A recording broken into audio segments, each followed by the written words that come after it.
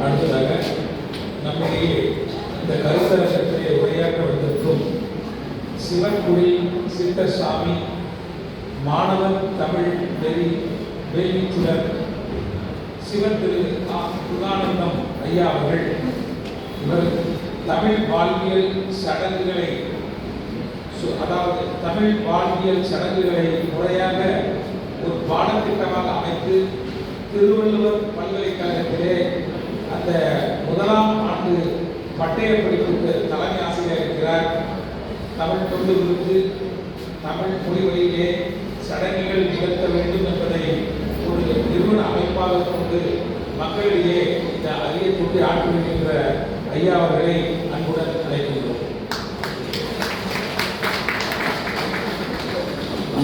ஐயா காலத்தினாலே